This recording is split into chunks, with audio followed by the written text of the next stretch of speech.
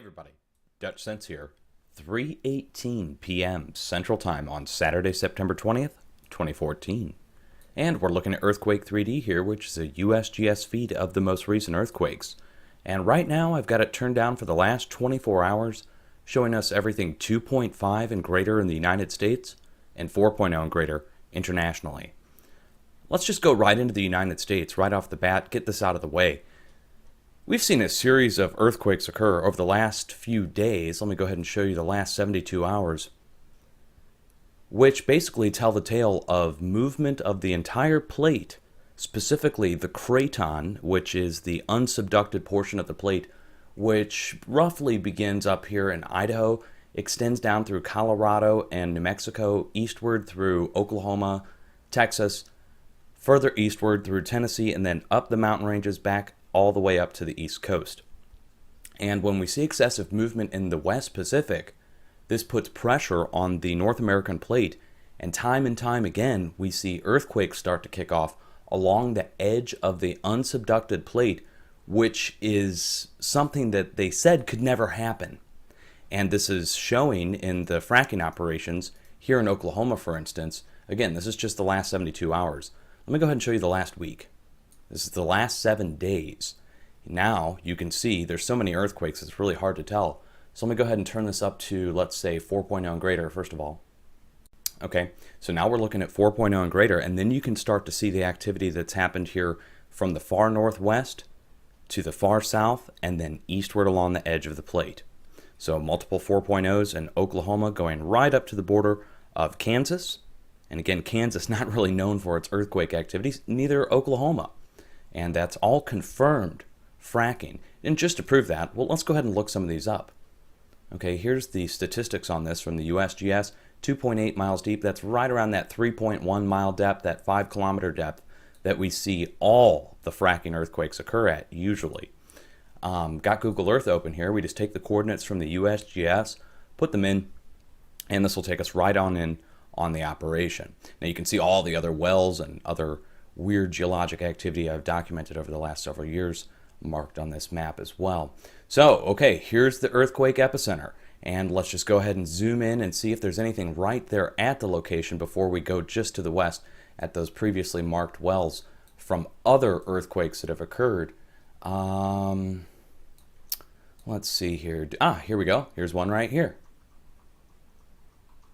So we've got our apparatus, we've got our storage tanks. These are most likely injection wells, and this might actually be the actual pump involved with injecting that wastewater down into the ground. And what they do is they'll inject the wastewater into the ground that fractures the shale underneath the earth, and it releases natural gas. Let's get a line measurement tool on this to see how far away this is from that frac well. 2,000 feet. Okay, so half mile away is the nearest frac well that I can see, and we could zoom in, see if there's any others. There might be some even closer.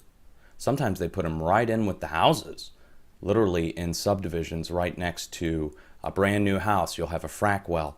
Luckily, that's not the case here, and you guys can go look at my other videos to go see that. Let's get back over to Earthquake 3D. That proves that the earthquakes here, fracking induced. USGS has also confirmed that as well. You don't have to take my word for it. The 4.0 up here in the Pacific Northwest. Let me take this down to 3.0s and greater. And you can see this cluster activity here on the West Coast. We had an earthquake happen at the base of Mount St. Helens, and that's the 3.0 here, and that was immediately followed by that 4.0 just north near Seattle. But let's go ahead and look this up, and just to prove to you guys that this is at the base of Mount St. Helens. Why is that significant?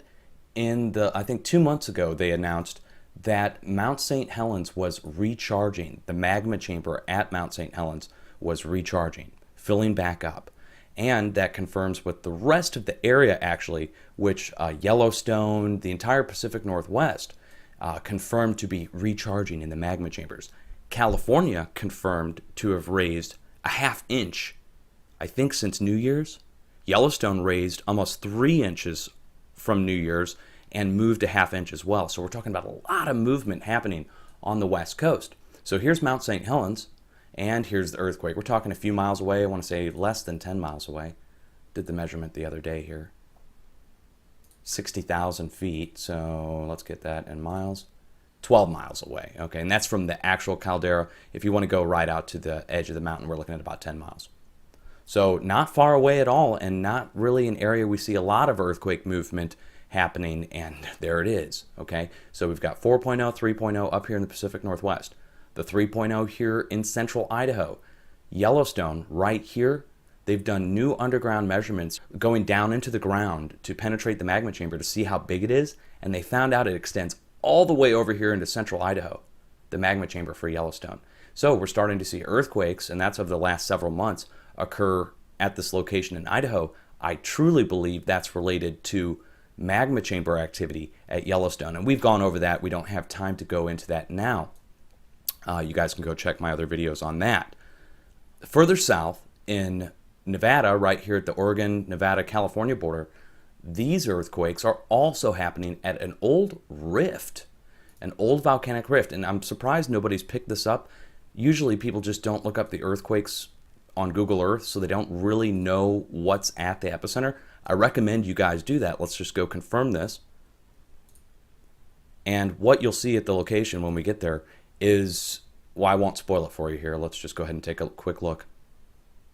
And I'll get into international earthquakes here in a second, guys, but I just want to really go over the U.S. activity because I think we're going to start to see some heavy activity along the West Coast. So you see this black here? See this black? And it goes all the way down this ridge. This black is actually igneous basalt of some kind. And you can go up the ridge and see there's red lava rock on the side here. Now what'll happen is a rift will form sometimes, like we see over in Iceland, where a split will happen in the earth and release magma. And this area is geologically active, of course. I mean, we're talking about the Pacific Northwest. The volcanoes up here to our northwest by one county away, and of course activity. You got hot springs and all kinds of geothermal activity occurring here. So this ridge is some kind of volcanic ridge from a long time ago. It's not marked by the USGS. You literally have to go in and inspect and see what's there. And when you see the red lava rock and you see the black lava rock, it's a telltale sign of an old volcanic area. And here, let me just turn this around and zoom it in. Okay, so we got our purples, we've got our reds, and we've got our blacks, and that goes all the way down the ridge here and stops right about there. So, okay, so that's the location up here in Nevada that's having the swarms. Then we get down here into California, and we start to see swarm activity. A series of 4.0s occur in Baja, just south of Salton Sea. And Salton Sea, again, confirmed to be an active volcanic location, and that's mainstream media confirmed. I'll put a link down below to the video on that where you can watch the mainstream media talk about the volcanic threat and the magma chamber recharging there as well, confirmed. Now, one more earthquake I'd like to draw your attention to really quick is at the border of Arizona and New Mexico. And these are all earthquakes I've already gone over in the past, but I want to really show you guys that it's volcanic areas, and I really want to show you guys that dormant volcanoes and volcanic locations, as well as fracking operations, are the spots where we're seeing most of the earthquake activity. And this is translating over into earthquakes along the East Coast because the pressure is building along the edge of the plate. So we're starting to see this activity over here to the East Coast. That is the craton being displaced by all this movement over here to the west. So what's going on down here at the border of New Mexico and Arizona? Here's the USGS earthquake statistics. And I'll put a link down below to this as well so you guys can see previous documentation on this. And I've got to hurry this up because I want to get into some of the international earthquakes as well. Okay, here's our latest earthquake. Here's the previous earthquakes, 4.0, 5.2, and what do we have right here? We've got an old small cone volcano, and it even has a monitoring station on top of the hill. So if there's any question, you can back this out and really take a look at this and realize what that is. It's an old weathered down volcano of some kind, and there's earthquake activity happening all around it. There it is. It even stands out from afar right here. If you look at volcanoes from a distance, you can definitely tell their shape, usually, especially if they're a cone volcano, like that, an old cinder of some kind. All right, so that's the US activity, and now we can really quickly go over to Europe and take a quick look. We have all this activity at Iceland's Bardarbunga. Now that's the volcanic fissure that's opened up, and it continues to grow. Really impressive footage.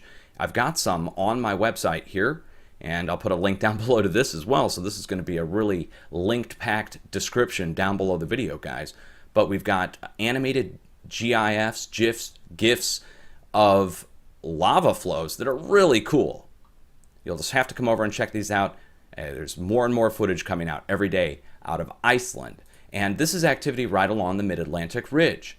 And that's translated over to Europe, specifically, I believe this is Sweden. Let me make sure on that.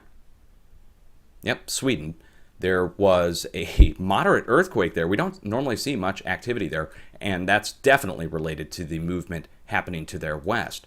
To the south, in the Mediterranean, over the last 7 days, not much large earthquake activity. This means we need to watch at the area in between here and Iceland, which would be somewhere around, I'd say, North Italy, is an area I've been watching for the last several weeks. They had 6.0 activity happen, let's say, a year ago. So it's been a while since they've had any large earthquake movement. This is all due to the movement in the West Pacific. Look at this. Last 7 days, 4.0 and greater. Let's turn this up to 5.0 and greater, just so you can see the larger earthquake movement. There we go. So West Pacific really spiraling out of control. We've got these deep earthquakes. The higher these are off the planet, the deeper they are into the Earth. And this is an earthquake 3D feature. It lets you know that the movement on adjacent areas on either side of the hefty movement happening in the middle, we're seeing that deep asthenosphere earthquakes. So this is happening at 350 miles deep, where the magma melt is holding the plate up, or the plate is resting on top of the semi-melt. That area is being perturbed. That then translates out to a series of smaller, shallower earthquakes that really pick up in pace and then result in one big, large earthquake, usually right in the center of all the activity. So you can see all these 5.0s, and the 7.1 now downgraded to a 6.8 by the USGS right here. And we can expect further movement when you look at the 4.0s and greater.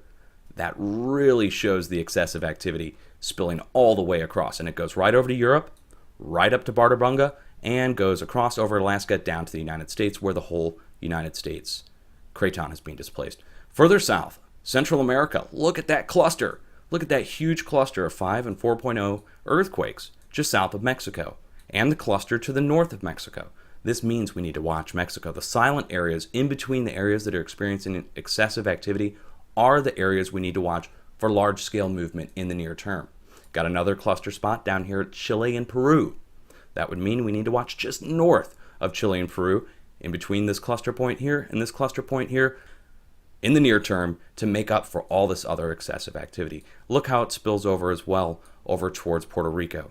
And this is where all the plates meet. They come down here to the Atlantic, and right east of Puerto Rico is where we see just swarms and swarms and swarms of small earthquakes. And that's the pressure relief that occurs when we see the excessive movement happening over here to the west. And look at the stack of earthquakes of Puerto Rico. And it's resulted, again, in that 5.4 activity. That culminates after we see a series of smaller earthquakes, the swarms, followed by larger earthquakes time after time. So, swarm spots we need to watch. And the areas adjacent to the swarm areas are areas we need to watch. And that includes in the United States, Texas, anywhere along the edge of the craton, from the northeast, extending south through the south Midwest, and then curling back up the west coast. British Columbia, Canada, been awfully quiet lately, need to watch there as well. Been watching that for the last several months, no big movement. So it is due, and the signs of activity around the world are picking up. So we do need to have our earthquake plans ready, dust it off, and be prepared just in case. Okay, all the links are down below, guys. Much love, be safe, have a plan.